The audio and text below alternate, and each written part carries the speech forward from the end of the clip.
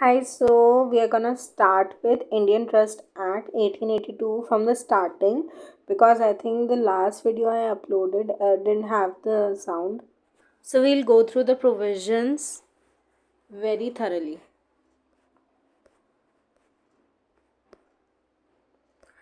So, Indian Trust Act 1882 came into force on 1st March 1882. 1st March 1882. Okay, so remember this date. So moving ahead, clause 3 में क्या है? Trust की definition है. Trust क्या होता है? Trust is an obligation. ये obligation होता है ओनरशिप का, जो कि एक्सेप्टेड बाय ओनर होता है और डिक्लेयर्ड बाय ओनर होता है for the benefit of someone else. ठीक है, तो definition you can also go through it once. फिर लॉफुल पर्पस क्या होता है? So I explain every section till section 30 very briefly, then we'll study in detail after that. So fourth क्या बोलता है कि लॉफुल पर्पस होना चाहिए किसी भी ट्रस्ट का. Trust is lawful unless it should not be forbidden by law. It should not be of such nature कि वो किसी भी लॉ के प्रोविजन को डिफीट करे, या फिर वो फ्रॉडुलेंट हो, या it involves injury to some person और प्रॉपर्टी, किसी प्रॉपर्टी को इंजरी हो रही है, या इमोरल है. ठीक है, तो फिर ट्रस्ट ऑफ एन इमूवेबल. अब क्या होता है? ट्रस्ट मूवेबल प्रॉपर्टी का भी बन सकता है, इमूवेबल का भी बन सकता है. इमूवेबल के क्या होगा? नॉन टेस्टिमनी इंस्ट्रूमेंट पे मूवेबल का रिटर्न होना चाहिए, and it should be signed by the author and the trustee, and it should be registered और by the will of author of the trust and of the trustee. तो ये will say होना चाहिए. And non testimony instrument क्या होता है? जो will होती है ना, वो टेस्टिमनी, जैसे आप कोई मरने वाला है तो उसने विल लिख दिया. विल कब इफेक्ट में आएगा? जब वो आदमी मर जाएगा. बट नॉन टेस्ट, तो वो एक टेस्टिमेंटरी इंस्ट्रूमेंट हो गया. ये नॉन टेस्टिमेंटरी इंस्ट्रूमेंट क्या होता है? जो कि लाइफ टाइम में, मतलब ऑब्वियसली उसके ऑपोजिट, जो लाइफ टाइम में रहता है. देन मूवेबल प्रॉपर्टी का कैसे होगा? कि मूवेबल प्रॉपर्टी का वैलिड तभी माना जाएगा ट्रस्ट, जब अनलेस ओ या तो साइंड हो, वही सेम चीज़ हो जैसा हमने मूवेबल प्रॉपर्टी में लिखा था, नॉन टेस्टिमेंटरी इंस्ट्रूमेंट पे साइंड हो. देन अगर वो नहीं हुआ तो ओनरशिप ट्रांसफ़र करनी पड़ेगी पहले ट्रस्टी को. Then creation of trust. तो कैसे क्रिएट होगा? अब ये देख लिया हमने कि पर्पस क्या होना चाहिए, या फिर और किसका ट्रस्ट होना चाहिए, मतलब मूवेबल, इमूवेबल, इन प्रॉपर्टीज़ का ट्रस्ट होना चाहिए. अब क्रिएशन की बात करते हैं. तो इसमें ना, क्रिएट करते टाइम इंटेंशन होना चाहिए ऑथर का. क्लियर इंटेंशन होना चाहिए कि हाँ, मुझे ये ट्रस्ट जो है क्रिएट करना है. किस प्रॉपर्टी का क्रिएट करना है वो होना चाहिए एकदम. ट्रस्ट प्रॉपर्टी क्लियर होनी चाहिए उसको. बेनिफिशरी क्लियर होना चाहिए, जिस बेनिफिशरी को देना है वो property. And purpose of the trust clear होना चाहिए कि क्यों दे रहे हैं, क्या पर्पस है इस प्रॉपर्टी को देने का. And it should be transferable. The property should be transferable and it should be transferred to the trustee. तो ये पांचों रिक्विजिट्स जो हैं ट्रस्ट के, यू शुड लर्न दीज. क्योंकि अगर बेनिफिशरी आइडेंटिफाइड नहीं होगा तो वो ट्रस्ट वैलिड नहीं होगा. अगर ट्रस्ट की प्रॉपर्टी आइडेंटिफाइड नहीं होगी तो वो ट्रस्ट वैलिड नहीं होगा. ये सब चीज़ें आइडेंटिफाइड होगी, पर्पस पता होगा, बेनिफिशरी पता होगा, प्रॉपर्टी ट्रांसफरेबल होगी, तभी ट्रस्ट क्रिएट कर सकते हैं. Then who may create a trust? Any person who is competent to contract can create a trust, और a minor can also create a trust but with the permission of civil court of jurisdiction, original jurisdiction. then subject of trust क्या होगा? obviously property होगी. कोई beneficial interest के लिए trust create नहीं होता है. Then who may be a beneficiary. Beneficiary कौन होगा? Beneficiary shall be capable of holding a property. वो होल्ड कॉम्पिटेंट ऑफ कॉन्ट्रैक्ट हो कि नहीं हो, पर केपेबल ऑफ होल्डिंग प्रॉपर्टी होना चाहिए. Then disclaimer of beneficiary. अगर उसे बेनिफिशरी नहीं बनना है, बाद में वो डिस्क्लेम कर सकता है, वो लिख के दे सकता है, एक नोटिस दे सकता है ट्रस्टी को ट्रस्टी को नोटिस दे सकता है कि उसे डिस्क्लेम करनी है प्रॉपर्टी और उसे नहीं चाहिए।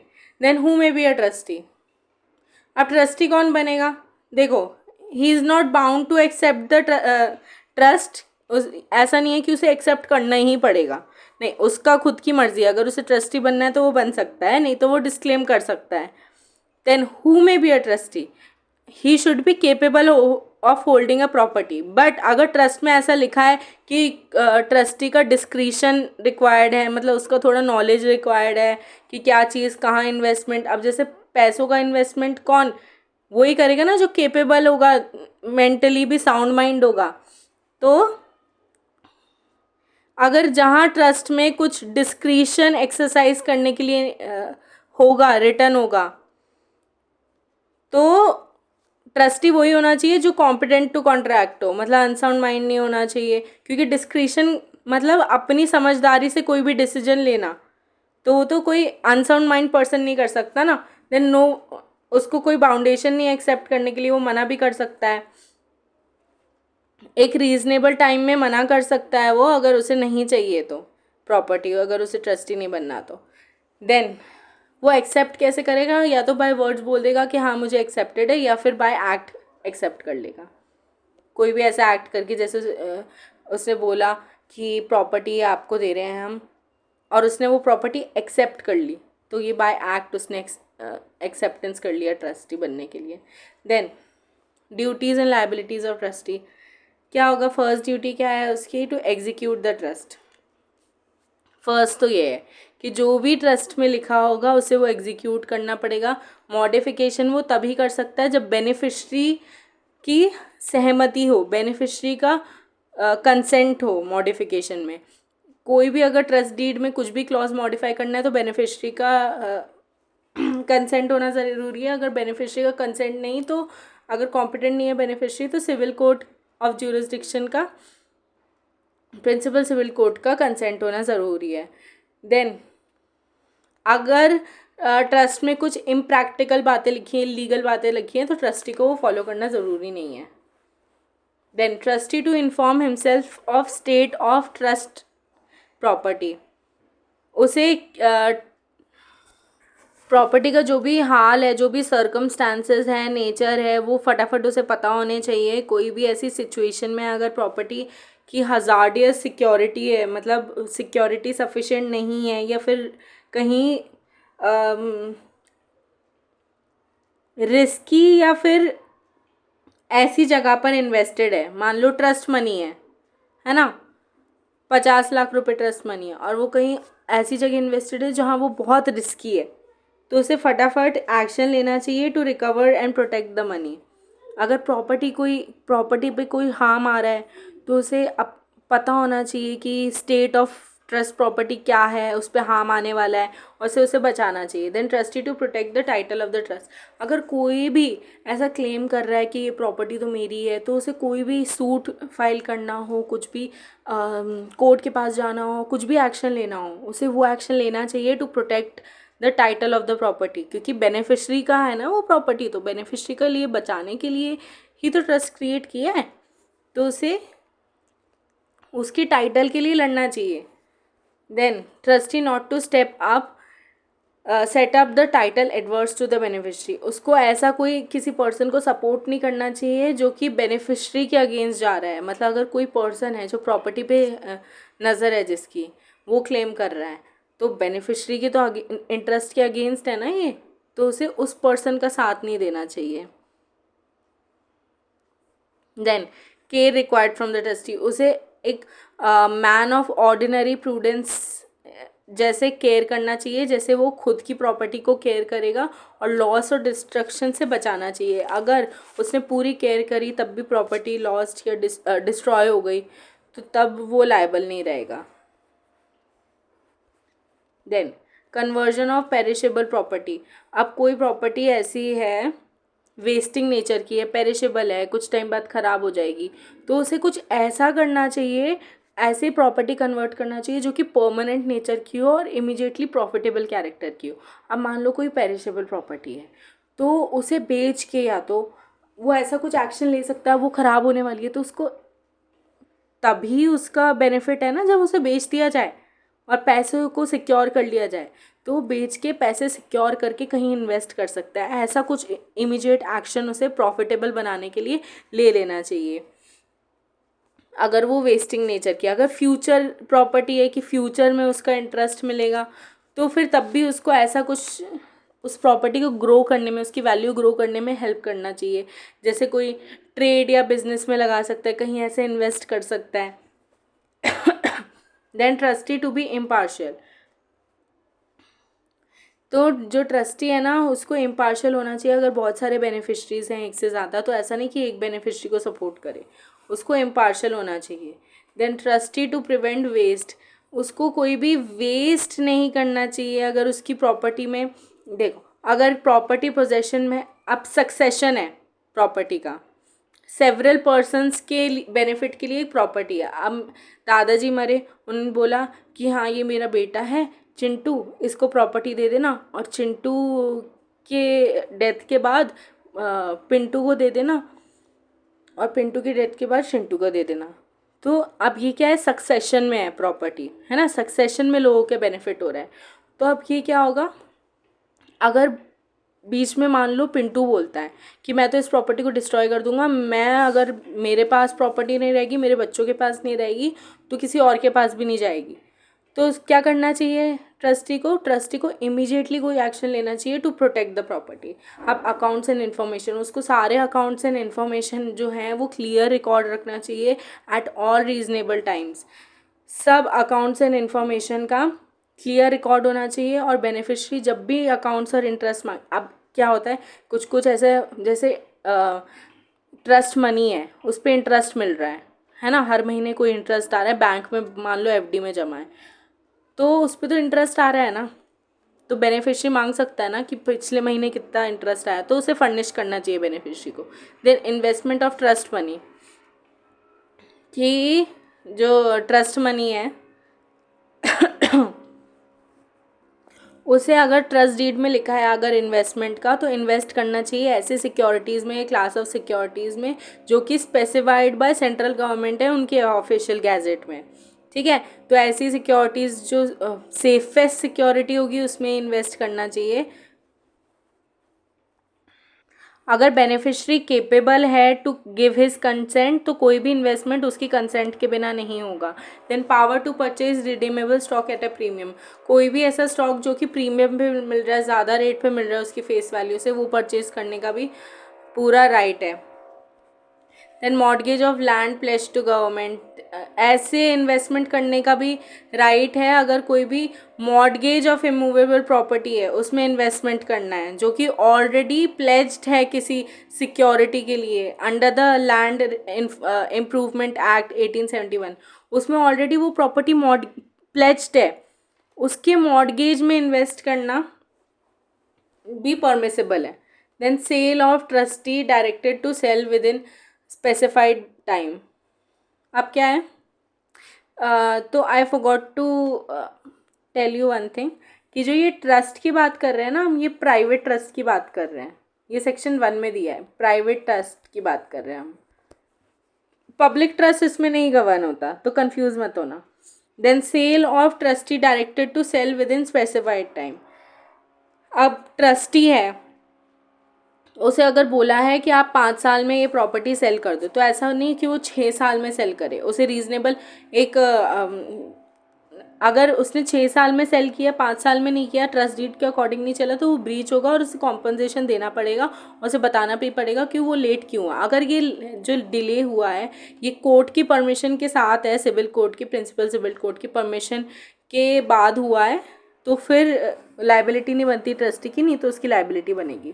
Then liability for breach of trust, अब उसने कोई ब्रीच ऑफ ट्रस्ट किया तो उसे है ना उसका कॉम्पनसेशन देना ज़रूरी है, अनलेस, कब कॉम्पनसेशन देना ज़रूरी नहीं है, अगर बेनिफिशरी का कंसेंट था उस ब्रीच में, और अगर बेनिफिशरी ने जानबूझ के उसको ब्रीच करवाया, वो खुद मिला हुआ था उस ब्रीच में, तो फिर उसको बेनिफिशरी को अगर फुल नॉलेज थी उस ब्रीच की, तो फिर उसको कॉम्पनसेशन देना ज़रूरी नहीं है।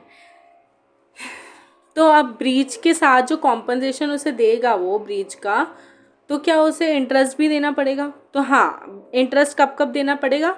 अगर उस प्रॉपर्टी पे ऑलरेडी इंटरेस्ट आता है तो फिर उसे इंटरेस्ट भी देना पड़ेगा कॉम्पनसेशन के साथ।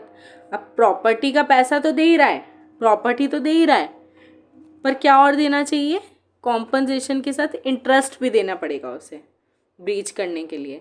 देन अगर ब्रीच मतलब अनरीजनेबली डिले किया है ट्रस्ट मनी देने में, अब मान लो 50 लाख रुपए देने थे 5 साल के बाद, उसने 6 साल के बाद दिए, तो ये क्या हो गया? अननेसेसरी डिले हो गया। वो इस पैसों से 1 साल में क्या कुछ नहीं कर सकता था, है ना? तो डिले हो गया ना ट्रस्टी के, उससे बेनिफिशियरी का भी नुकसान हो गया, तो उसे तब भी इंटरेस्ट देना पड़ेगा। अगर उस प्रॉपर्टी पे इंटरेस्ट मिलना चाहिए था बट ट्रस्टी ने ऐसा कुछ किया ही नहीं कि उस पर इंटरेस्ट मिले, मतलब उस मनी को इन्वेस्ट ही नहीं किया, 10 लाख का 10 लाख 5 लाख के 5 साल के बाद भी 10 लाख ही है, तो उसको वैल्यू तो ग्रो करनी चाहिए थी ना, तो तब भी ट्रस्टी लायबल होगा इंटरेस्ट देने के लिए। अब कितने परसेंट का इंटरेस्ट लगेगा? 6% पर एनम का, ये एक सिंपल रेट इंटरेस्ट रेट लगेगा। पर अब कंपाउंड कब लगेगा? अगर ट्रस्टी ने इन्वेस्ट नहीं किया है ट्रस्ट मनी को, if he fails to invest trust money and to accumulate, अगर उसने कहीं इन्वेस्ट नहीं किया और इंटरेस्ट नहीं आया है ट्रस्ट मनी पे, तो फिर उसको कंपाउंड इंटरेस्ट लगेगा। Then section 24, not to set off allowed trustee. अब 2 पार्ट्स हैं प्रॉपर्टी के। एक पार्ट में क्या कर लिया? ट्रस्टी ने लॉस कर लिया, कुछ भी ऐसे नुकसान कर दिया, और एक पार्ट में उसने प्रॉफिट किया है। मान लो 20 लाख रुपए उसे ट्रस्ट मनी मिला था, उसने 10 लाख का क्या किया? ऐसी जगह इन्वेस्ट किया जहाँ उसे नुकसान हो गया। अब 10 लाख में से 9 लाख ही बचे हैं, और यहाँ उसने प्रॉफिट कर लिया, 11 लाख हो गया। तो क्या इस प्रॉफिट को यहाँ ट्रांसफ़र करके वापस 10-10 लाख कर सकता है क्या? वो नहीं, ऐसा नहीं कर सकता। तो ये लॉस सेट ऑफ नहीं कर सकता जो ट्रस्टी है, उसको इसकी भरपाई करनी ही पड़ेगी, खुद ही करनी पड़ेगी।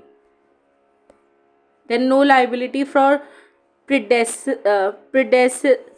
predecessor's default when a trustee succeeds another। अगर एक ट्रस्टी पहले था, मान लो उसने प्रॉपर्टी में कोई नुकसान कर दिया और फिर उसको हटा के नया ट्रस्टी आ गया, अभी ट्रस्टी का डिस्चार्ज हम आगे पढ़ेंगे, तो उसको हटाने के बाद नया ट्रस्टी ले आए, तो अब क्या प्रेडेसेसर, मतलब वो पहले वाले ट्रस्टी ने जो नुकसान किया उसका भरपाई नया वाला थोड़ी ना करेगा, तो यही लिखा है। देन नॉन लायबिलिटी फॉर को ट्रस्टीज डिफॉल्ट। अगर कोई को ट्रस्टी है, उसके साथ 2 ट्रस्टीज है मान लो, अब को ट्रस्टी ने अगर कोई नुकसान किया तो उसकी भरपाई वो थोड़ी ना करेगा दूसरा वाला ट्रस्टी, तो ऐसा भी नहीं होता। बट अगर को ट्रस्टी की नेग्लिजेंस रही, अगर उसने without seeing to its proper application property deliver कर दी को ट्रस्टी को कि कहाँ वो यूज़ कर रहा है वो प्रॉपर्टी, उसको वो जाने बिना ही उसने प्रॉपर्टी डिलीवर कर दी, तब वो नुकसान की भरपाई वो भी भरेगा। या फिर अगर को ट्रस्टी ने प्रॉपर्टी दे दी और उसे बहुत टाइम तक रिटेन करने के लिए दे दिया, तो फिर तब भी वो लायबल रहेगा। व्हेन ही बिकम्स, अगर उसने कोई, जो को ट्रस्टी है, 2 ट्रस्टी हैं, अगर इसने कुछ गलत काम किया है प्रॉपर्टी पे और इसको पता था ये गलत काम हो रहा है, तो क्या ये भी लायबल होगा? ये चुप रहा, कोई एक्शन नहीं लिया इसने, तो क्या ये भी लायबल होगा? तो हाँ, ये भी लायबल होगा इसके लिए।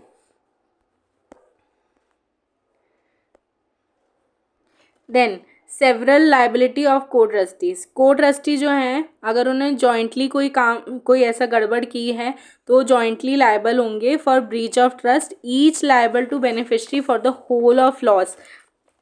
वो अब इंडिविजुअली लायबल होंगे उस लॉस के, ऐसा नहीं कि एक ही जना लायबल होगा। देन कॉन्ट्रीब्यूशन कैसे होगी उनकी? अगर कोई ज़्यादा फॉल्टी है, अगर किसी ने ज़्यादा नुकसान किया है और उसने पूरा पे कर दिया, तो जिसने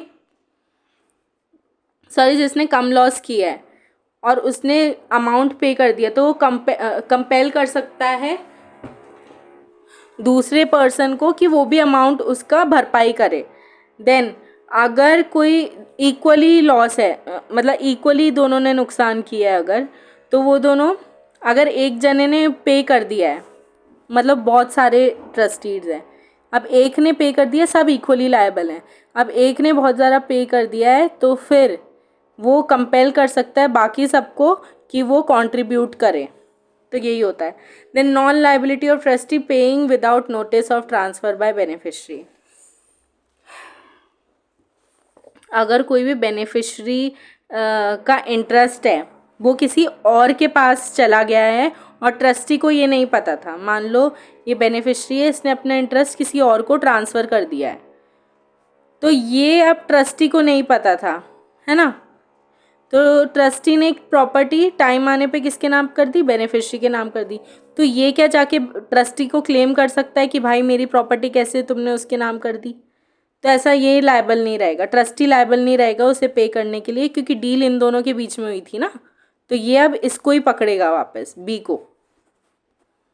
then liability of trustee when beneficiaries interest, अब बेनिफिशरी का इंटरेस्ट जो है वो गवर्नमेंट ने फॉरफीट कर लिया है, तो तब ट्रस्टी लायबल होगा, तब ट्रस्टी को प्रॉपर्टी किसको देनी पड़ेगी, गवर्नमेंट को ही देनी पड़ेगी, या फिर गवर्नमेंट का जो भी डायरेक्शन होगा वो फॉलो करना पड़ेगा। इंडेमनिटी ऑफ ट्रस्टी, अब कोई भी ऐसी प्रॉपर्टी है, मनी है या स्टॉक है जो ट्रस्टी ने रिसीव की है, तो वो उसी मनी के लिए लायबल होगा, पर अगर वो मनी मान लो ट्रस्ट डीड में लिखा है कि बैंक में जमा करना है और बैंकर ने नुकसान कर दिया, या मान लो कुछ ऐसा गोल्ड मिला ट्रस्टी को, है ना, खूब सारा गोल्ड ट्रस्ट में, और वो ट्रस्ट डीड में लिखा था ये गोल्ड बैंक के सेफ लॉकर में रखना है, अब मान लो कि लॉकर में बैंक में ही चोरी हो गई, तो क्या ट्रस्टी लायबल होगा क्या, नहीं, वो लायबल नहीं होगा क्योंकि थर्ड पार्टी के पास था obviously. Then chapter 4 of the rights and powers of trustee, अब क्या क्या राइट्स एंड पावर्स हैं। इसका राइट है trustee is entitled to have in possession the instrument of trust, मतलब जो ट्रस्ट डीड है ना वो पोजेशन में होनी चाहिए, और जो भी प्रॉपर्टी है वो भी उसके पोजेशन में होगी, और जो भी टाइटल होंगे डॉक्यूमेंट्स होंगे प्रॉपर्टी के टाइटल से रिलेटेड, ओनरशिप से रिलेटेड, वो भी उसके पास रहेगा। Then right to reimburse of expenses, जो प्रॉपर्टी का टेक केयर कर रहा है ना ट्रस्टी, तो जो उसका देखभाल करने में, प्रॉपर्टी के देखभाल करने में जो भी उसका एक्सपेंस लगा है, पैसा लगा है, तो अपनी जेब से थोड़ी ना भरेगा, वो प्रॉपर्टी से ही निकालेगा वो पैसा। अगर प्रॉपर्टी से नहीं निकाल पा रहा है तो बेनिफिशरी लायबल होगा पर्सनली उसको रीपे करने के लिए। Then right to recoup for the erroneous over payment, अगर कोई भी ओवर पेमेंट कर दिया ट्रस्टी ने, मान लो ट्रस्ट मनी है 20 लाख रुपए का और ट्रस्टी ने 21 लाख दे दिए गलती से, तो वो ओवर पेमेंट जो उसने की है ना 1 लाख रुपए की, वो कहाँ से मिलेगी उसको, बेनिफिशरी से वो ऑब्टेन करेगा। Right to indemnity from gainer by breach of trust, अब देखो right to indemnify from the gainer by the breach of trust, ये क्या बोलता है एग्जैक्टली कि अब अगर किसी ने ब्रीच ऑफ ट्रस्ट किया अदर देन द ट्रस्टी, कोई पर्सन है, मान लो बेनिफिशरी है, अब ये प्रॉपर्टी है बेनिफिशरी की, अब ये इसमें 2 बेनिफिशरीज हैं, मान लो ए और बी बेनिफिशरीज हैं और सी इनका ट्रस्टी है। अब इसने ए ने जाके सी से बोला कि आप ना ये इसकी एक पार्ट प्रॉपर्टी का बेच दो 10 लाख रुपए में, तो इसने मतलब अंडर वैल्यूड में, जबकि उसकी वैल्यू थी 15-20 लाख, पर उसे अर्जेंट पैसों की ज़रूरत थी, तो उसने सी को बोला कि आप ये प्रॉपर्टी बेचो और प्रेशराइज किया, और उसने बोला बी की भी कंसेंट है इस चीज़ में, पर अब क्या हुआ, सी ने प्रॉपर्टी बेच दी और इसको मिल गए 10 लाख रुपए, तो अब इसको पता चला जब बी को, तो इसने सी के पास गया और इसने इसके ऊपर केस कर दिया कि इसने मेरे से बिना पूछे प्रॉपर्टी बेच दी जिसमें मेरा भी राइट था। तो अब ये क्या कर सकता है, ये जो लॉस हुआ है ना 10 लाख रुपए का, वो उसे बी को देना पड़ेगा, है ना, या फिर उतने पैसे की प्रॉपर्टी लेनी पड़ेगी, तो ये जाके ए से बोलेगा कि तुम गेनर हो, तुम इस ब्रीच में गेनर हो, तो तुम्हें कॉम्पनसेट करना पड़ेगा। तो अब ए भी लायबल है और सी भी लायबल है टू कॉम्पनसेट बी। तो ये यही बात बोल रहा है, अगर कोई भी ब्रीच हुआ अदर देन ट्रस्टी से, तो ट्रस्टी उसमें इंडेमनीफाई, मतलब जो भी ब्रीच का है वो अमाउंट रिकवर करने के लिए he can recover that amount from the gainer। और अगर प्रॉपर्टी पे कोई इनकम आती है रेगुलरली, मान लो प्रॉपर्टी रेंटेड है, तो उस इनकम में से जो रेंट आ रहा है उसमें से भी वो पैसे निकाल सकता है। बट अगर वो ट्रस्टी खुद ही गिल्टी है, उसने ए के साथ मिलके फ्रॉड किया था, उसने खुद ने he is guilty of being of doing fraud, तो वो तब कॉम्पनसेशन नहीं मांग सकता ए से। Then right to apply to court for opinion in the management of trust property.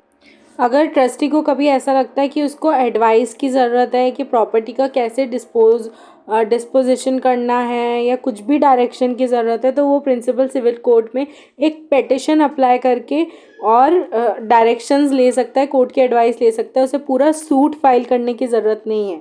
But अगर बहुत ही डिटेल्ड या डिफ़िकल्ट या इम्पॉर्टेंट कुछ है, तो सिविल कोर्ट बोल सकता है कि हाँ आप पूरा केस फाइल करो और उसके थ्रू ही जो भी है आपको एडवाइस मिलेगी। जिस केसेस पे या जिस क्वेश्चंस पे समरी डिस्पोजल नहीं हो सकता, उस पे कोर्ट बोल सकता है कि आप पूरा केस सूट इंस्टीट्यूट करो। अब हेयरिंग किस किस की होगी? जो पर्सन इंटरेस्टेड है, बेनिफिशरी वगैरह हेयर कर सकते हैं।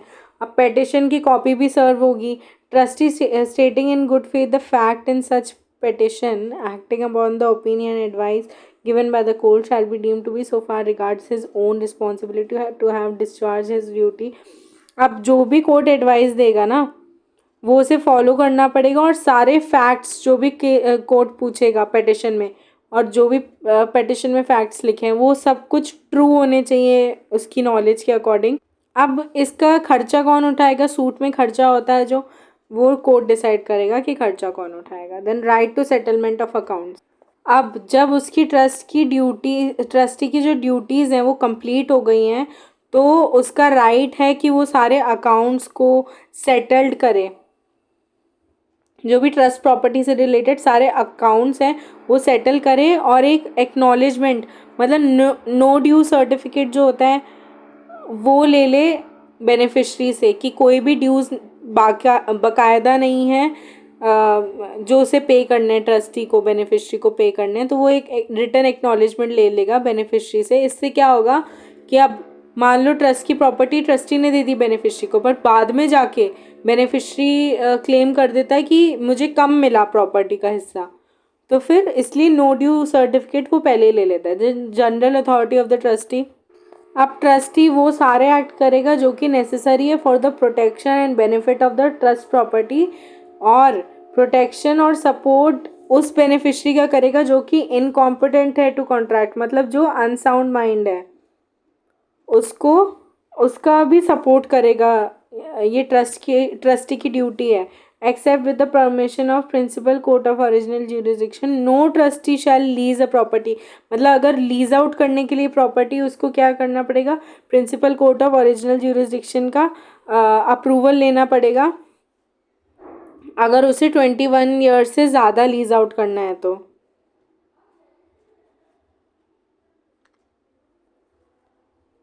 इन power to sell in lots and either by public auction और प्राइवेट ऑक्शन। अब ट्रस्टी है जो कि एम्पावर्ड है to sell any trust property. Trust deed में लिखा है कि ये प्रॉपर्टी सेल होगी। Then he may sell the same property to prior charges और नॉट। या तो वो सब कुछ एक साथ सेल कर सकता है बाय पब्लिक ऑक्शन या प्राइवेट कॉन्ट्रैक्ट, या तो वो अलग अलग टाइम पे सेल कर सकता है, वो उसका डिस्क्रिशन है, अनलेस इंस्ट्रूमेंट कुछ और प्रोवाइड करे। अगर इंस्ट्रूमेंट में लिखा है कि पब्लिक ऑक्शन में ही आप करोगे, तो उसे पब्लिक ऑक्शन में ही सेल करना पड़ेगा। बट अगर ऐसा कुछ भी नहीं लिखा है मेथड ऑफ सेलिंग, तो वो कैसे भी कर सकता है, या तो बल्क में सारी प्रॉपर्टी सेल कर सकते हैं या कुछ पार्ट पार्ट करके प्रॉपर्टी सेल कर सकते हैं. Then power to sell under special condition, power to buy and resell. तो सेक्शन 38 ये बोल रहा है power to sell under special conditions, power to buy in and resell. तो अगर कोई भी प्रॉपर्टी सेल कर रहा है ट्रस्टी, अगर ट्रस्ट डीड के अकॉर्डिंग कोई भी प्रॉपर्टी सेल हो रही है, तो जो भी रीजनेबल कंडीशंस हैं वो लगा सकता है trustee. Condition related to ownership documents या कोई भी अदर डॉक्यूमेंट पे कंडीशन लगा सकता है, अदर टर्म्स एंड कंडीशन लगा सकता है इन द सेल कॉन्ट्रैक्ट. और अगर during the time of public auction अगर उसे ऐसा लगता है तो वो अपनी प्रॉपर्टी बाय बैक भी कर सकता है. Recent meaning buy back. Then अगर उसने कोई भी रीजनेबल एक्शंस लेके प्रॉपर्टी सेल करी है तो he won't be responsible for any loss to the beneficiary. अब टाइम क्या होता है सेल का, अगर कोई भी टाइम मेंशन नहीं है ट्रस्ट डीड में तो दे आर अलाउड, जो ट्रस्टी है वो अलाउड है टू सेल द प्रॉपर्टी और to invest trust money in the purchase of property. He may exercise reasonable discretion as to the time of effecting the sale or purchase. वो खुद अपना एक reasonable time decide कर सकता है. Then power to convey. अगर कोई भी trustee,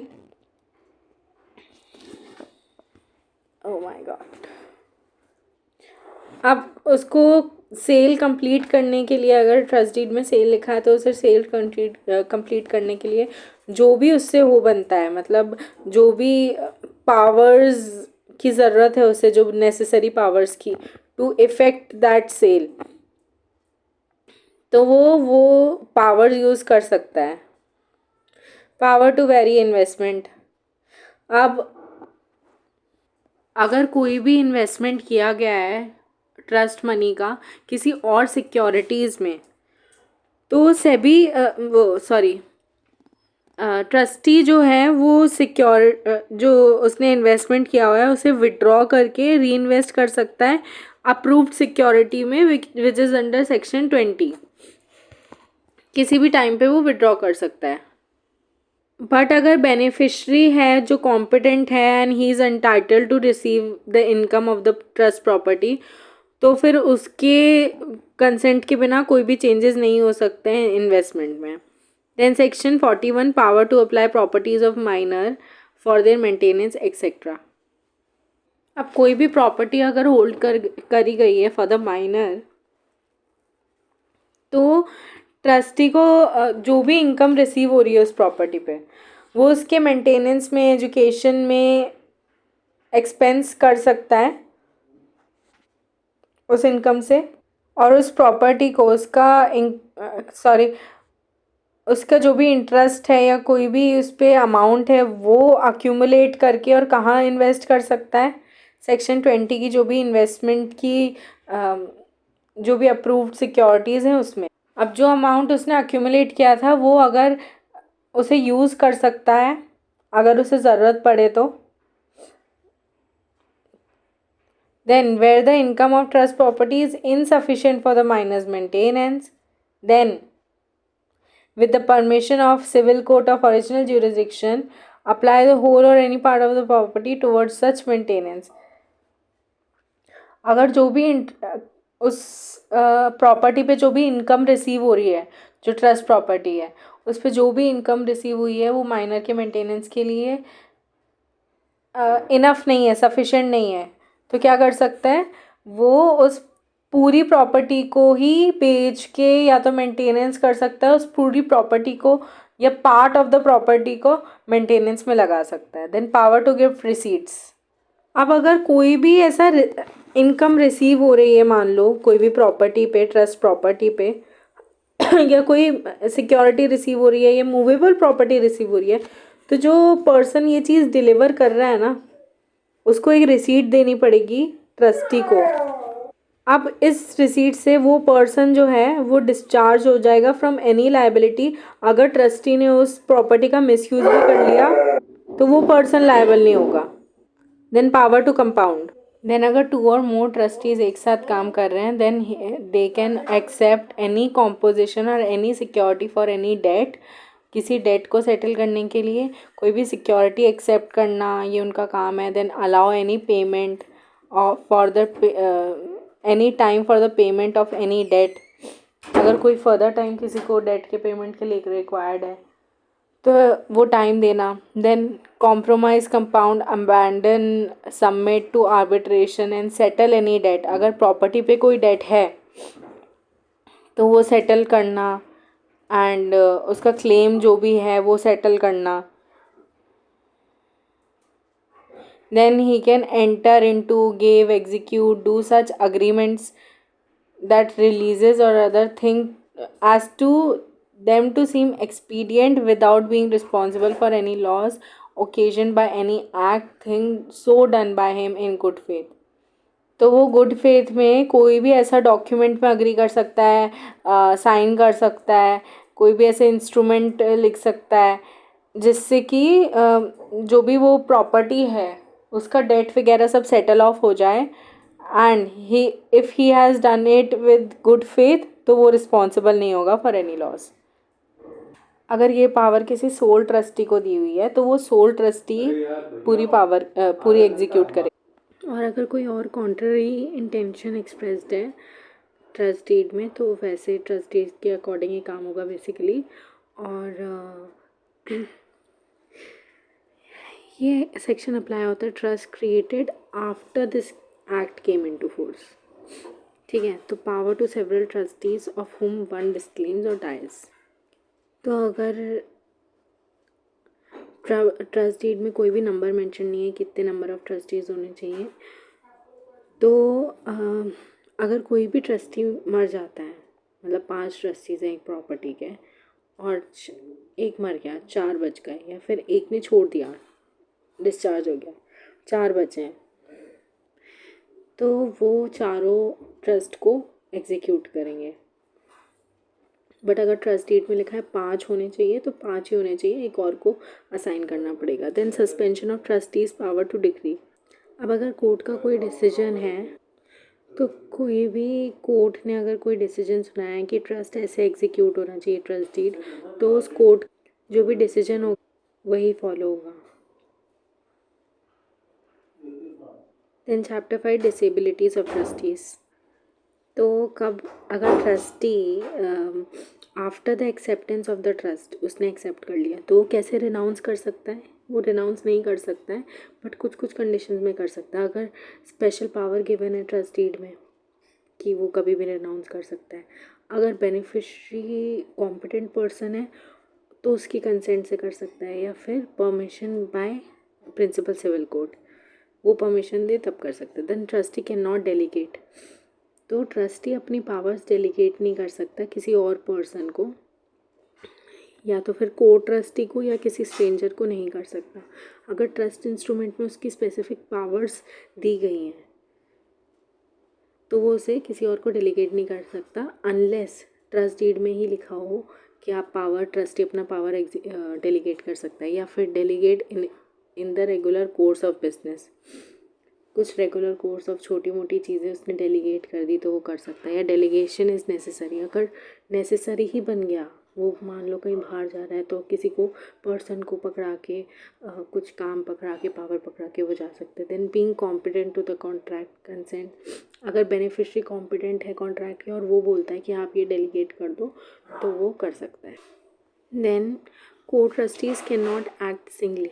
अगर there are more trustees than one, एक ट्रस्टी से ज़्यादा है तो सबको जॉइंटली एग्जीक्यूट करना पड़ेगा ट्रस्ट का, other except where the instrument of trust otherwise provide. अगर इंस्ट्रूमेंट जो है ट्रस्ट डीड है वो अगर बोलता है कि इस पर्सन को ये करना पड़ेगा, सबकी ड्यूटीज़ अलग अलग दी हुई हैं तो वैसे ही करना पड़ेगा।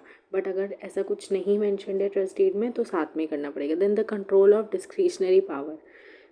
देन उसको जो भी अपनी पावर है डिस्क्रिशनरी पावर वो रीजनेबली और गुड फेथ में एग्जीक्यूट करनी पड़ेगी, एक्सरसाइज करनी पड़ेगी, नहीं तो फिर it will be controlled by civil court of original jurisdiction. Then trustee may not charge for services. अगर ऐसा कुछ ट्रस्ट डीड में मेंशन नहीं है या कोर्ट ने कुछ ऐसा डायरेक्शन नहीं दिया कि ट्रस्टी को पे करना चाहिए, तब तक ट्रस्टी कोई अपने एफर्ट्स के लिए या फिर लॉस ऑफ टाइम हो रहा है, उसका टाइम लग रहा है ट्रस्ट को प्रोटेक्ट करने में लिए, तो उसके लिए कोई पेमेंट नहीं ले सकता। और ये पर्सन्स इस सेक्शन से एग्जेम्प्टेड है। Then trustee may not use property for his own benefit, जो ट्रस्ट प्रॉपर्टी है खुद के प्रॉफिट के लिए यूज़ नहीं कर सकता है। देन ट्रस्टी फॉर सेल और हिज एजेंट में नॉट बाय, अगर कोई ट्रस्टी को ट्रस्ट डीड में लिखा हुआ है कि ये प्रॉपर्टी सेल करनी है 2 साल बाद, तो ऐसा नहीं कर सकता कि उसकी क्या बोलते हैं नीयत ख़राब हो जाए उस प्रॉपर्टी के लिए और वो अपने एजेंट को बोल दे या अपने घर वालों को बोल दे कि ये प्रॉपर्टी ख़रीद लो मुझसे। ऐसा नहीं कर सकता, उसका कोई एजेंट नहीं खरीद सकता, तो उसका कोई इंटरेस्ट नहीं होना चाहिए उसमें। तो कॉन्फ्लिक्ट ऑफ इंटरेस्ट नहीं होना चाहिए ट्रस्टी का, कि ट्रस्टी का खुद का इंटरेस्ट हो उस प्रॉपर्टी में, ऐसा नहीं होना चाहिए। Then trustee may not buy beneficiaries interest without permission, अब कोई भी ट्रस्टी मॉर्टगेजी या लेसी नहीं बन सकता ट्रस्ट प्रॉपर्टी का। Such permission shall not be given unless the proposed purchaser mortgage या फिर lease is manifestly for the advantage of beneficiary. अगर बेनिफिशरी के एडवांटेज के लिए है वो मॉर्टगेज या लीज, तो फिर वो हो सकती है with the permission of principal civil court, नहीं तो नहीं हो सकती है। तो 54 क्या बोलता है कि कोई भी ट्रस्टी या को ट्रस्टी जिसको ट्रस्ट मनी को इन्वेस्ट करना है किसी मॉर्टगेज में या पर्सनल सिक्योरिटी में, वो अपना ही मॉर्टगेज में और अपनी ही पर्सनल सिक्योरिटी में नहीं कर सकता, फिर कॉन्फ्लिक्ट ऑफ इंटरेस्ट हो जाएगा ना। तो वो खुद के लिए नहीं कर सकता है, वो किसी और की सिक्योरिटीज़ में इन्वेस्ट कर सकता है और किसी और के मॉर्टगेज में इन्वेस्ट कर सकता है। अब चैप्टर 6 पे आते हैं, rights of the rights and liabilities of the beneficiary. अब बेनिफिशरी के क्या राइट्स और लाइबिलिटीज़ हैं? राइट टू रेंट और प्रॉफिट, ऑब्वियसली जो भी इंस्ट्रूमेंट ऑफ ट्रस्ट है उसमें लिखा होगा कि रेंट्स और प्रॉफिट जो भी प्रॉपर्टी के होंगे वो उसको मिलेंगे। Then right to specific execution, कि beneficiary is entitled to have intention of the author of trust specially executed to extend of the beneficiaries interest, कि जो भी प्रॉपर्टी है वो उसके इंटरेस्ट से ही एग्जीक्यूट होगी बेनिफिशरी के इंटरेस्ट के लिए। ऑथर ऑलरेडी प्रॉपर्टी बेनिफिशरी के नेम पे कर चुका है, तो वो उसके लिए ट्रांसफ़र हो चुकी है ऑलरेडी ट्रस्टी के पास, तो उसके जो प्रॉपर्टी का एग्जीक्यूशन होगा ना, तो वो बेनिफिशरी के इंटरेस्ट में ही होगा। जो ऑथर जो भी एग्जीक्यूट करवाएगा वो बेनिफिशरी के इंटरेस्ट में कराएगा। और ये बोलता है right to transfer of possession where there is only one beneficiary, अगर कोई भी एक बेनिफिशरी है he is competent to contract and where there are several beneficiary and they are competent to contract, अगर वो competent हैं कॉन्ट्रैक्ट बनाने के, अनसाउंड माइंड नहीं है, then they may require the trustee to transfer the trust property to him or them। तो वो trustee को क्या बोल सकते हैं, वो डायरेक्शन दे सकते हैं कि आप प्रॉपर्टी हमारे नाम पे ट्रांसफ़र कर दो वंस दे बिकम कॉम्पिटेंट। अगर वो कॉम्पिटेंट टू कॉन्ट्रैक्ट हैं तो ट्रस्टी उनके नाम पे कर देगा या किसी भी और पर्सन के जिनको बेनिफिशरी बोलेगा कि आप मेरे दोस्त के नाम कर दो, या किसी के भी नाम करा सकता है। When the property has been transferred for the benefit of a married women, अब मैरिड वुमेन के बेनिफिट के लिए बनी है, then she shall not have power to deprive herself of her benefit, तो वो अपने आप को डिप्राइव नहीं कर सकती for the beneficial interest. Then right to inspect and take copies of the instrument of the trust. तो और क्या होता है, वो इंस्पेक्शन का राइट है। अपन ने पढ़ा था ना कि बुक्स ऑफ अकाउंट मेंटेन करेगा ट्रस्टी, तो इंस्पेक्शन कर सकता है उसका। देन कॉपीज़ ले सकता है ट्रस्ट डीड की या अकाउंट्स की कि कितना इंटरेस्ट आ रहा है उसके ट्रस्ट मनी जो है उस पर। और limit person then right to transfer beneficial interest, तो बेनिफिशरी के पास और क्या राइट है, he has right if he is competent to contract, obviously अपन ने ये भी देखा था कि वो अपना अगर वो कॉम्पिटेंट टू कॉन्ट्रैक्ट है वो अपना डिस्क्लेम कर सकते हैं प्रॉपर्टी, या किसी और को भी ट्रांसफ़र कर सकता है अपना beneficial interest. When the property is transferred for the benefit of a married woman, she shall not have power to deprive herself of the beneficial interest। तो वही चीज़ बोली हुई है कि उसको बेनिफिशियल इंटरेस्ट मिलना चाहिए। तो कोई भी अपनी बेनिफिशियल इंटरेस्ट ट्रांसफ़र कर सकता है। Then right to sue for execution of trust. अगर कोई ट्रस्टी अपॉइंटेड नहीं है या फिर सारे ट्रस्टी मर गए या सब ट्रस्टी ने डिस्चार्ज कर लिया, खुद को डिस्क्लेम कर दिया प्रॉपर्टी, मतलब जो ट्रस्ट डीड है,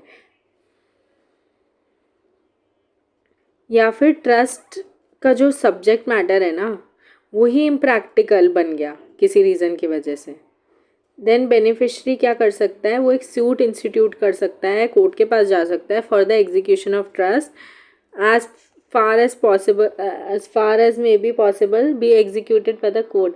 अब वो क्या होगा, वो ट्रस्ट जो है वो कोर्ट एग्जीक्यूट करेगा until the appointment of new trustee, जब तक न्यू ट्रस्टी नहीं अपॉइंट हो जाते।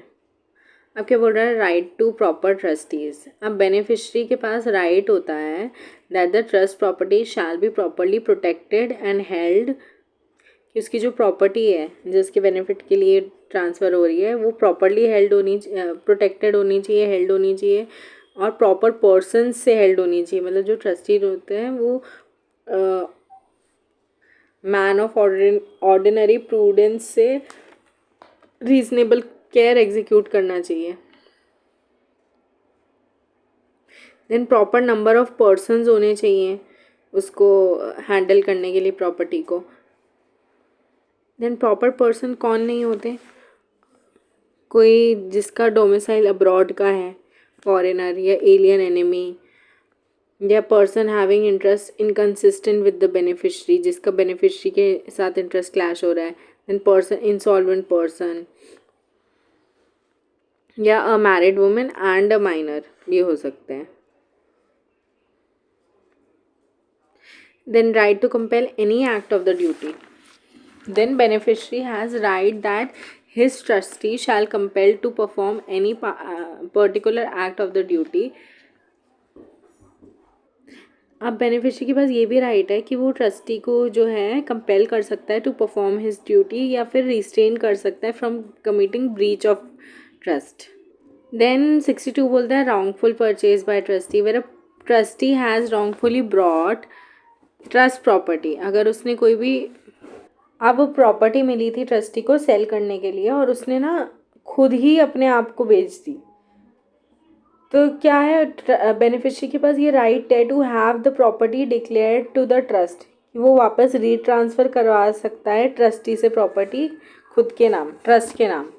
If it remains in his hands unsold, या फिर अगर प्रॉपर्टी अनसोल्ड है, अगर वो किसी और पर्सन ने खरीदी है ट्रस्टी से और उसे पता था ट्रस्ट के बारे में, उसको नोटिस था, तो बेनिफिशरी क्या कर सकता है, उसको पूरा मनी जो उसने दिया है ना उस प्रॉपर्टी के बदले, जो भी पैसे दिए हैं वो देना पड़ेगा उस पर्सन को वापस, और जो भी रीज़नेबल एक्सपेंसेस हैं to keep the property safe and preserved वो देने पड़ेंगे उसे with interest.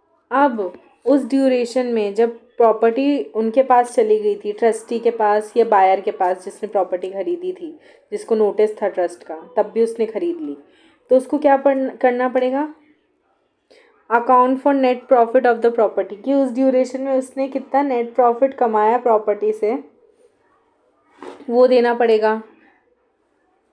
And be charge with an occupational rent, उन्हें ऑक्यूपेशनल रेंट देना पड़ेगा जब तक उन्होंने ऑक्यूपाई किया। Then allow the beneficiary to deduct a proportionate part of the purchase money, अगर परचेज मनी से कुछ पार्ट डिडक्ट कर सकता है जो भी बेनिफिशरी है, अगर प्रॉपर्टी को कोई नुकसान हुआ है तो। ठीक है, तो ये सेक्शन में वापस समझा देती हूँ। अगर कोई भी रॉन्गफुल परचेज किया है ट्रस्टी ने, मतलब ट्रस्ट डीड में था कि आप प्रॉपर्टी बेच देना 2 साल बाद, ठीक है, अब ट्रस्टी ने खुद को ही बेच दी या अपने एजेंट को भेज दी प्रॉपर्टी, तो फिर क्या हो सकता है, वो एक्सपेंसेस जो भी, अब बेनिफिशरी क्या कर सकता है, वो प्रॉपर्टी को वापस रीट्रांसफ़र करा सकता है ट्रस्ट में, कि वो वापस मेरे को रीट्रांसफ़र कराओ मेरे बेनिफिट के लिए। अगर उस प्रॉपर्टी का कोई नुकसान हुआ है या किसी ऐसे पर्सन ने खरीदी है कि उसको ऑलरेडी पता था ट्रस्ट के बारे में कि ये प्रॉपर्टी ट्रस्ट की है, तो उस पर्सन को ऑलरेडी पता था इसके बारे में, तो क्या कर सकता है बेनिफिशरी, कुछ पैसे काट के जो भी परचेज मनी है, परचेज मनी उसे लौटाना पड़ेगा ऑब्वियसली, और विद रीजनेबल एक्सपेंसेस, प्रॉपर्टी का देखभाल करने के लिए जो एक्सपेंसेस लगाए हैं उस पर्सन ने। तो जो परचेज मनी है ना, उसमें से कुछ पैसे डिडक्ट कर सकता है वो, अगर प्रॉपर्टी का कोई नुकसान हुआ है तो। ऑक्यूपेशनल रेंट ले सकता है और नेट प्रॉफिट ले सकता है जब तक उन लोगों ने प्रॉपर्टी एंजॉय की है तब तक। Then following trust property into the hands of third person. अगर ट्रस्ट प्रॉपर्टी किसी थर्ड पर्सन के हैंड्स में आ गई है जो कि ट्रस्ट डीड में नहीं लिखा था, देन बेनिफिशरी क्या कर सकता है, may require him to admit formally, या फिर कोई सूट इंस्टीट्यूट कर सकता है कि किसी गलत पर्सन के हाथ में प्रॉपर्टी आ गई है, तो वो डिक्लेयर करा सकता है कि वो प्रॉपर्टी ट्रस्ट की है, ऐसा उस पर्सन से डिक्लेयर करवा सकता है कोर्ट में सूट इंस्टीट्यूट करके। Into which it has been converted. अगर वो प्रॉपर्टी डिस्पोज ऑफ कर दी है, उसको सेल ऑफ कर दिया है, तो जो भी उसका पैसा मिला होगा ना उनको या फिर उसके लीगल रिप्रेजेंटेटिव को, तो उस पैसे पे हक उन लोगों का नहीं है, बेनिफिशरी का है। बेनिफिशरी वो पैसा ले सकता है वापस। Then saving of right of, क्योंकि ट्रस्ट प्रॉपर्टी तो उनकी थी ना, उस पर्सन ने हत्या ली थी, कब्जा कर लिया था। तो saving of right, section 64, saving of rights of certain transferee. अब मान लो ये ट्रस्ट प्रॉपर्टी है, ए इसका ट्रस्टी है, बी बेनिफिशरी है। अब ये सी आया ए के पास। अब ए ने क्या किया, ए ने चालाकी की और इसने बोला ये प्रॉपर्टी सेल के लिए, मान लो किसी साइट पे या वेबसाइट पे डाल दी, 99 एकर्स पे डाल दी मान लो ये प्रॉपर्टी बेचने के लिए, बिना पूछे बेनिफिशरी से, और ट्रस्ट डीड में ऐसा कुछ मेंशन नहीं था बेचने का। तो इसने क्या किया, अब सी इसके पास गया कि मैं प्रॉपर्टी में इंटरेस्टेड हूँ, मुझे खरीदनी है प्रॉपर्टी। तो सी को पता नहीं था कि ये ट्रस्ट की प्रॉपर्टी है, उसने गुड फेथ में खरीद ली। अब इसको ट्रस्ट डीड के बारे में नहीं पता था सी को, और इसने तब भी ये प्रॉपर्टी खरीद ली गुड फेथ में पूरे पैसे देके। अब क्या तब भी ये लायबल होगा, बेनिफिशरी लायबल होगा क्या? इसके पास राइट होगा बेनिफिशरी के पास इससे प्रॉपर्टी वापस रीट्रांसफ़र करवाने का अपने नाम पे? तो नहीं, वो राइट नहीं होगा, क्योंकि इसको तो नोटिस ही नहीं था ना, इसने तो गुड फेथ में खरीदी सी ने।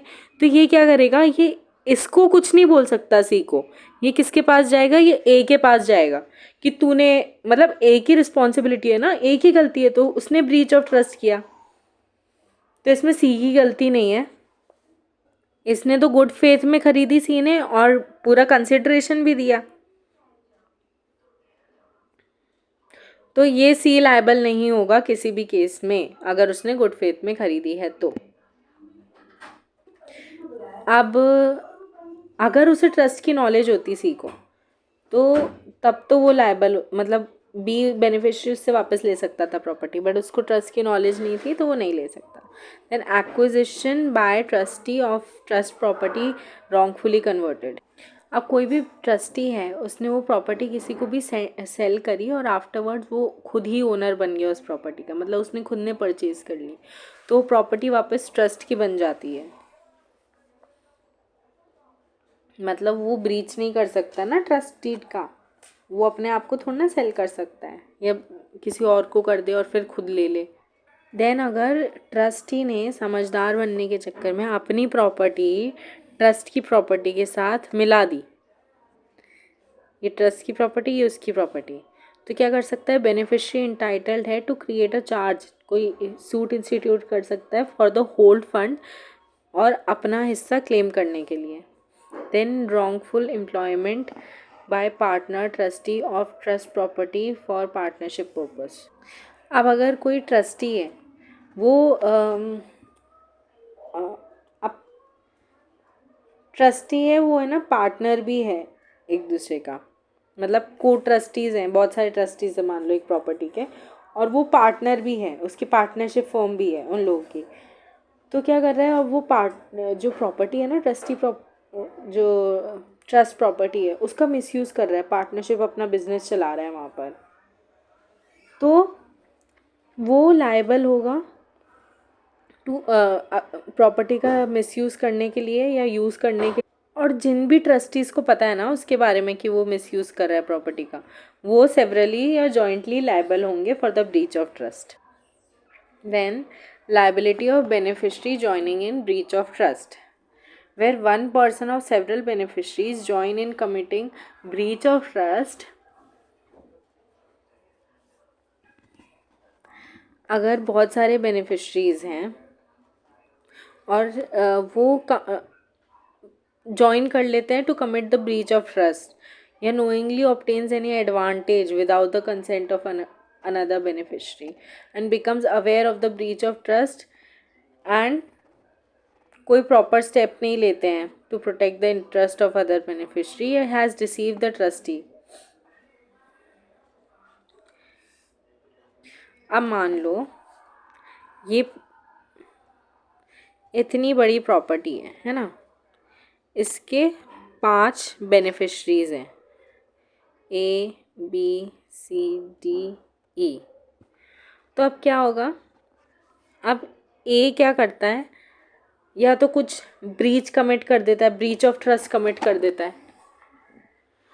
मान लो प्रॉपर्टी का आधा हिस्सा पूरा सेल ऑफ कर देता है इन लोगों से बिना कंसल्ट किए, या फिर कोई एडवांटेज उठा लेता है. ऑब्वियसली सेल ऑफ करेगा तो इसको एडवांटेज तो होगा ही, जो भी पैसे मिलेंगे वो खुद रखेगा. और ये बात बी को भी पता है, बी को पता है कि ये कर रहा है, ए ऐसा कर रहा है, और ये दोनों आधा आधा पैसा बांट लेते हैं. मान लो ये आधी प्रॉपर्टी बिकी, ये आधी प्रॉपर्टी बिकी 50 लाख में, इन दोनों ने 25-25 लाख बांट लिए. बी को पता था और बी ने कोई स्टेप नहीं लिया और इसके साथ मिल और गया. तो क्या होगा, ये दोनों लायबल होंगे टू CDE. इनका जो भी इंटरेस्ट है, इनका जो भी, जब तक ये पैसे नहीं वापस कर देते, पूरे 50 लाख जितने का इनको नुकसान हुआ है, तब तक इनका जो भी इंटरेस्ट है, इनका और भी जो भी प्रॉपर्टी, मतलब जो ट्रस्ट प्रॉपर्टी होगी ना, बेनिफिशियल इंटरेस्ट होगा इनका, वो CDE में बढ़ जाएगा जब तक कि लॉस का पूरा कॉम्पनसेट नहीं हो जाता. तो यही बोल रहा है section 68. Then rights and liabilities. तो ये एक लाइबिलिटी है, it's a liability of beneficiary कि उनको जो भी अगर काम करेंगे वो दूसरे बेनिफिशरीज के इंटरेस्ट में करना चाहिए, उनसे पूछ के उनकी कंसेंट के साथ करना चाहिए. Then rights and liabilities of beneficiaries transferee. Every person whom a beneficiary transfers his interest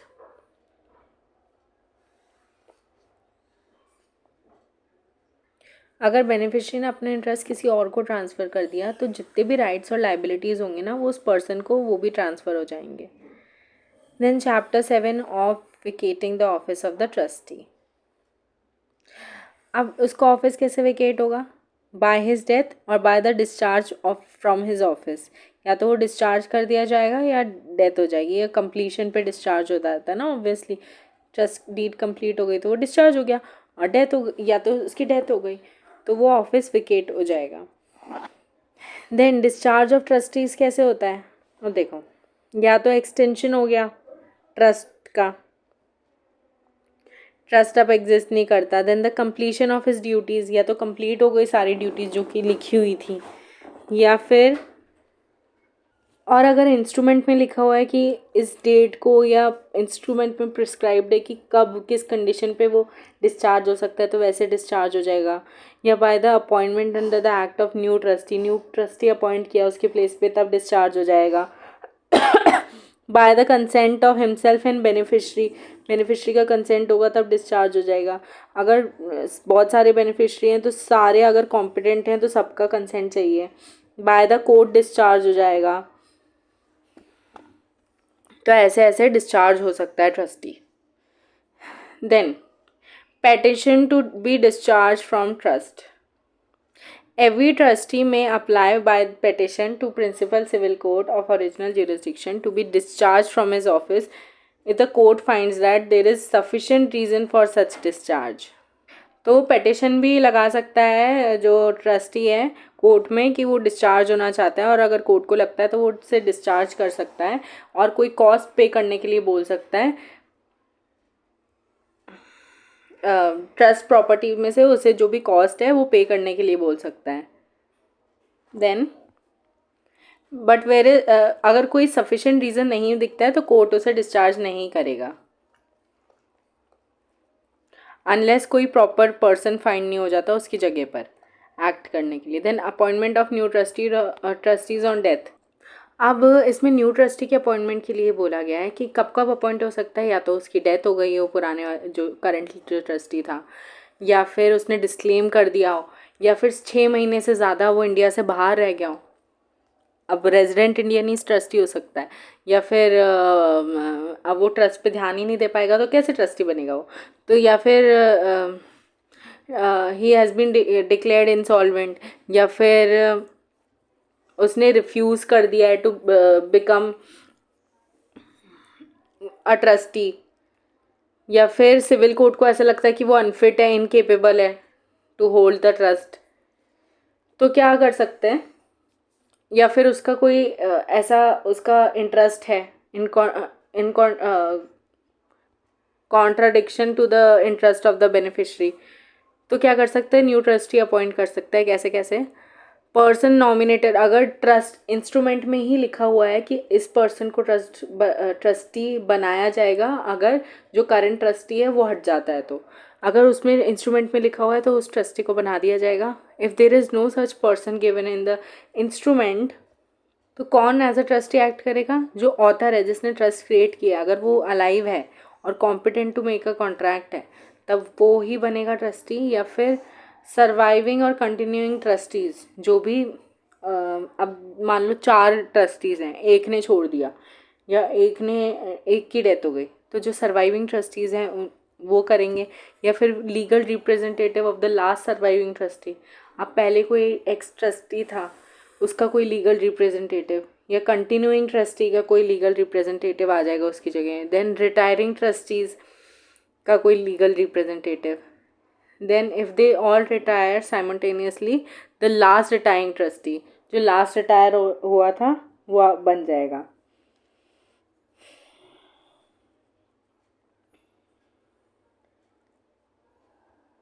अब जो नया पर्सन अपॉइंट हुआ है ना उसके पास सेम पावर रहेगी जो कि ट्रस्टी के लिए दी गई है डीड में।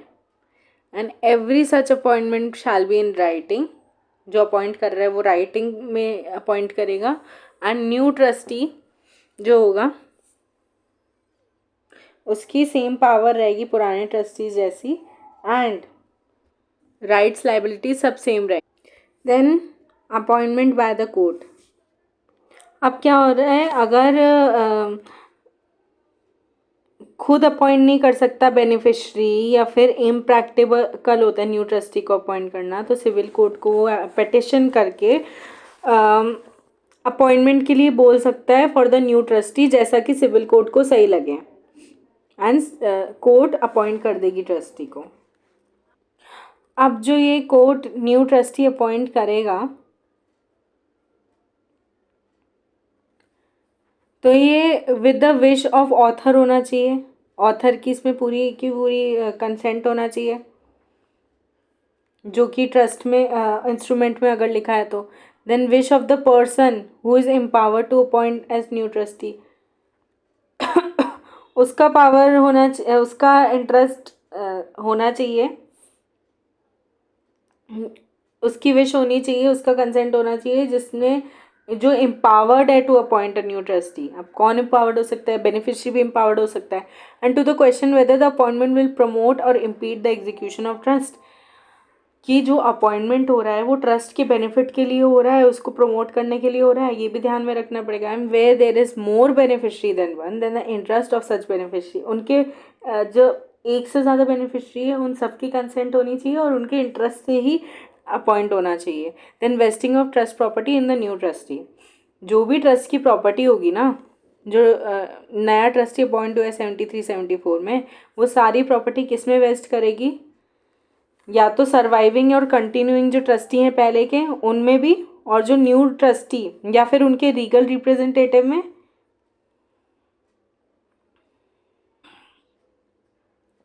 तो वो जो सर्वाइविंग जो उनकी लीगल रिप्रेजेंटेटिव में वेस्ट कर रही थी और जो न्यू ट्रस्टी में वेस्ट करेगी, या तो सोलली, या तो ऐसा भी बोल सकते हैं, कोर्ट डिसीजन दे सकती है, बेनिफिशियरी बोल सकता है कि न्यू ट्रस्टी ही अकेले संभाले, या फिर जॉइंटली, या तो जो सर्वाइविंग मेंबर्स हैं उनके साथ जॉइंटली होल्ड कर सकते हैं वो property new trustee. Then power of new trustee, every new trustee so appointed, उसके पास कौन सी पावर होनी चाहिए, पहले वाले ट्रस्टीज़ की पावर है वो होनी चाहिए जिसकी प्लेस पे वो अपॉइंट हुआ है। सेम पावर होनी चाहिए, अथॉरिटी होनी चाहिए, डिस्क्रिशन होना चाहिए जो कि ट्रस्ट डीड में लिखा हुआ है, और जिसकी जगह पे वो आया है ओरिजिनल जो ट्रस्टी था उसके जिसकी प्लेस जिसको रिप्लेस किया उसने, उसकी जो भी पावर थी वो पावर उसके पास भी होनी चाहिए। The survival of the trust on the death and discharge of one of the several को ट्रस्टी, अगर कोई भी ट्रस्टी की डेथ या डिस्चार्ज हुआ है तो ट्रस्ट सर्वाइव करेगा। ट्रस्ट इस चीज़ पे सर्वाइव नहीं करेगा कि ट्रस्टी है कि नहीं है, ट्रस्ट तब भी सर्वाइव करेगा। तो परपेचुअल सक्सेशन पढ़ा है ना, वैसा ही है। अगर ट्रस्ट डीड कुछ और मतलब क्लॉज डाल देती है कि ट्रस्ट तब ख़त्म हो जाएगा और ऑथर में वापस वेस्ट करने लग जाएगी प्रॉपर्टी, अगर ट्रस्टीज़ ख़त्म हो जाते हैं तो, मर जाते हैं तो अगर ऐसा लिखा हुआ है क्लॉज तो वैसे ही ट्रस्ट डीड के अकॉर्डिंग होगा, नहीं तो फिर ट्रस्ट चलता रहेगा, सर्वाइव करता रहेगा। Then chapter 8 extension of trust. अब कैसे एक्सटेंड हो सकता है trust, when its purpose is completely fulfilled, जब उसका पर्पस कंप्लीट हो जाता है या फिर पर्पस अनलॉफुल बन जाता है, मतलब कुछ ऐसा मान लो बिल कोई ऐसा एक्ट बन जाता है कि जो ट्रस्ट का जो पर्पस है उसको अनलॉफुल कर देता है, उसका पर्पस किसी लॉ को डिफीट कर रहा होता है तो अनलॉफुल बन जाता है, या fulfilment of the purpose of the trust becomes impossible, property destroy हो जाती है, कुछ हो जाता है तो इम्पॉसिबल हो जाता है। When the trust being revocable is expressly revoked, अगर ट्रस्ट को ही रिवोक कर लिया तो तब भी एक्सटेंड हो जाता है। Then the revocation of trust कैसे हो सकता है, may be revoked by at the pleasure of the testator, तो जो टेस्टेटर है मतलब जो विल लिखता है वो टेस्टेटर होता है, तो इस केस में क्या है, जो ऑथर उसने अगर उसके प्लेजर के थ्रू भी रिवोक कर सकता है, ट्रस्ट रिवोक हो सकता है अगर उसने ऐसा कुछ कंसेंट दी है तो।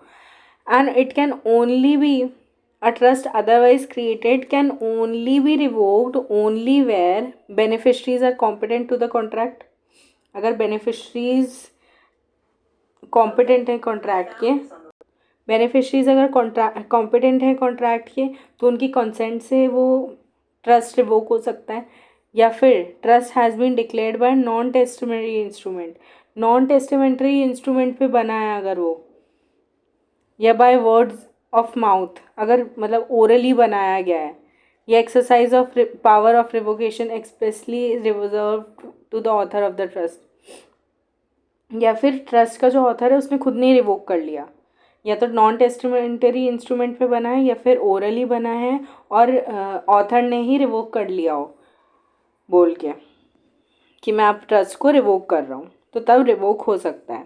Where the trust is for the payment of the debts of the author और of the trust has not been communicated to the creditors at the pleasure of the author of the trust, तो अगर trust बना है for the payment of debt of the author of the trust has not been communicated to the creditors at the pleasure of author of the trust, और अगर उस date के बारे में क्रेडिटर्स को पता नहीं है तो eight the pleasure of the author of the trust वो रिवोक हो सकता है। अब ये इलस्ट्रेशन दिया है, लास्ट वाला पॉइंट अच्छे से समझ में आ जाए इसलिए, तो we can also read this. A ने अपनी प्रॉपर्टी बी को दी कि वो प्रॉपर्टी बी जो है वो बेच के और ए के जो क्रेडिटर्स हैं उनका क्लेम सेटल ऑफ कर दे। देन अगर कम्युनिकेशन क्रेडिटर्स को पता है कि वो प्रॉपर्टी ट्रस्ट में कन्वर्ट हो चुकी है, तो तब तो सॉरी, अगर क्रेडिटर को नहीं पता है कि वो प्रॉपर्टी ट्रस्ट में कन्वर्ट हो चुकी है तो उस केस में ए रिवोक कर सकता है। बट अगर क्रेडिटर्स भी पार्टी हैं उस ट्रस्ट में, उनका भी क्या बोलते हैं, उनका भी इस डिसीजन में पार्ट था, तो फिर तब उनके कंसेंट के बिना रिवोक नहीं हो सकता trust. Then revocation not to defeat when trustees have duly done. अब अगर ट्रस्ट के एग्जीक्यूशन में ट्रस्टीज़ को बहुत मेहनत लगी है और उसको डिफीट करने के लिए ट्रस्ट ऑथर जो है वो ट्रस्ट को रिवोक नहीं कर सकता है। Now we will only study the important provisions. अभी 79 तक जो इम्पॉर्टेंट थे वो हमने पढ़ लिए हैं, अब यहाँ से ज़्यादा क्वेश्चंस नहीं आते हैं, so we will only study the important ones. तो chapter 9, trust capable of execution or executed without exhausting trust property. Section 83.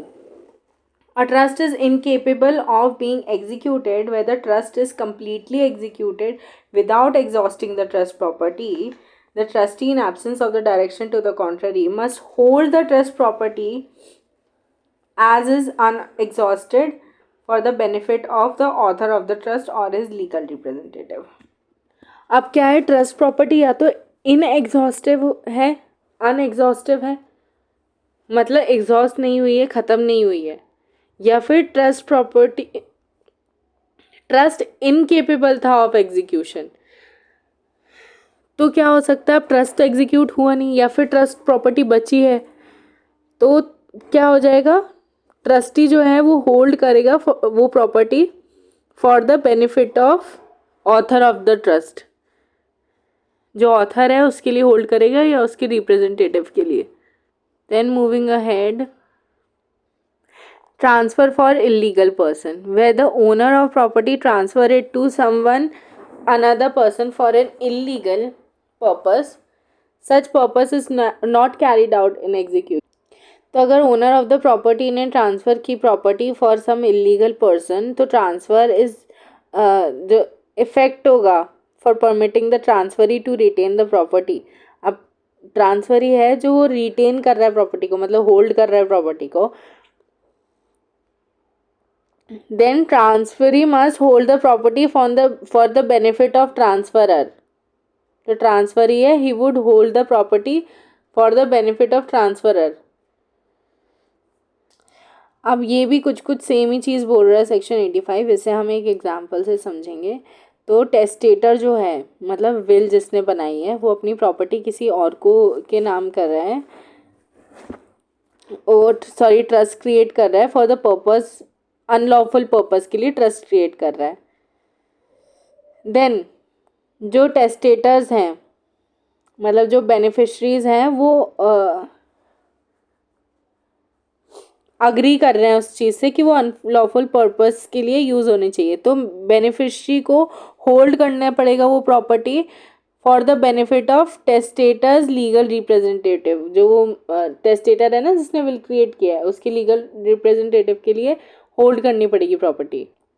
तो एक पर्सन ने अगर ट्रस्ट बनाया कि उसकी प्रॉपर्टी किसी अनलॉफुल पर्पस के लिए होनी चाहिए कंडक्ट, अभी जो उसके बेनिफिशरी है जिसके लिए ट्रस्ट बनाया था, तो वो उसके लाइफ टाइम में अग्री कर रहे हैं कि हाँ अनलॉफुल पर्पस के लिए यूज़ हो जानी चाहिए।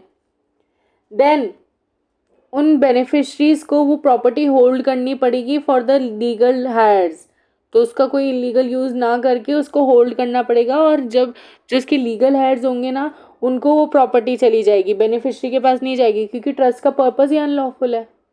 तो हमने पढ़ा था कि अनलॉफुल पर्पस के लिए ट्रस्ट नहीं बनता है, तो अगर अनलॉफुल पर्पस के लिए बनी है तो वो किसके पास जाएगी उसके मरने के बाद, जिसने जो ऑथर है उसके मरने के बाद, जो लीगल रिप्रेजेंटेटिव है उस ऑथर के, उसके पास जाएगी। तो वो होल्ड कौन करेगा, बेनिफिशरी होल्ड करेगा उस प्रॉपर्टी को। तो यही बात बोलता है 85। देन ट्रांसफर परजुएंट टू रिसेंडेबल कॉन्ट्रैक्ट, और 86 बोलता है कि कोई ऐसी प्रॉपर्टी है जो कि ट्रांसफ़र हुई है और कॉन्ट्रैक्ट में रिसिशन सॉरी रिसिशन के बारे में लिखा हुआ है, देन ट्रांसफरी मस्ट, अगर उसे पता है, on receiving the notice to the effect, वो होल्ड करेगा प्रॉपर्टी को for the benefit of transferor, क्योंकि फ्रॉड के लिए बना है ना अगर कुछ ऐसा कॉन्ट्रैक्ट, तो फिर वो प्रॉपर्टी होल्ड करेगा for the benefit of transferor. Then 87 debtor becoming creditor's representative. तो अगर डेटर है, if he becomes the executor और the other legal representative of the creditor, he must hold the debt for the, अगर वो debtor बना है,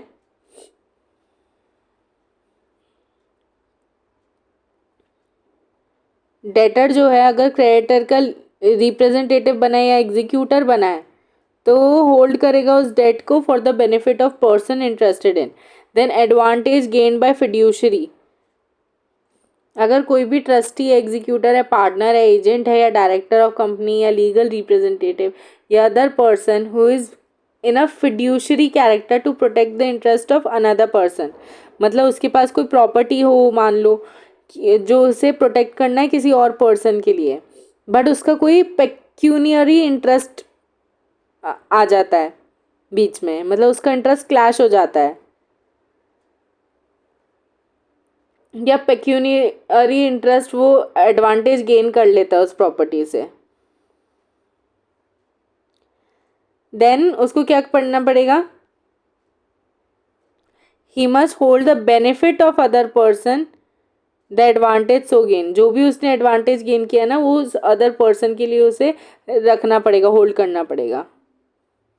अब इसका एक ये वाला एग्जाम्पल दे दो, देख लो. एक ट्रस्टी है हु यूजेज अ, जो ट्रस्ट प्रॉपर्टी को यूज़ कर रहा है खुद के बिजनेस के लिए, तो उससे जो भी बेनिफिट अराइज हो रहे हैं ना, उसको होल्ड करेगा वो बेनिफिशरी के लिए. Then 91 property acquired with notice of existing contract. अगर कोई भी पर्सन प्रॉपर्टी एक्वायर करता है with the notice that another person has enter into an existing contract affecting the property. अब मान लो दो पर्सन है, उनके ऑलरेडी कॉन्ट्रैक्ट है कि ये प्रॉपर्टी उसके पास जाएगी, ए की प्रॉपर्टी बी के पास जाएगी. अब सी उस प्रॉपर्टी को एक्वायर कर लेता है बी ए से, ठीक है, तो उसे प्रॉपर्टी होल्ड करनी पड़ेगी for the benefit of B, क्योंकि बी के पास कॉन्ट्रैक्ट है ना उनका, तो एक, तो उसके बेनिफिट के लिए उसे होल्ड करनी पड़ेगी वो property to give effect to the contract.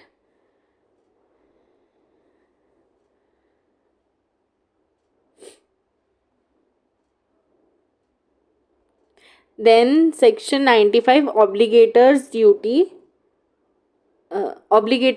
liabilities and disabilities.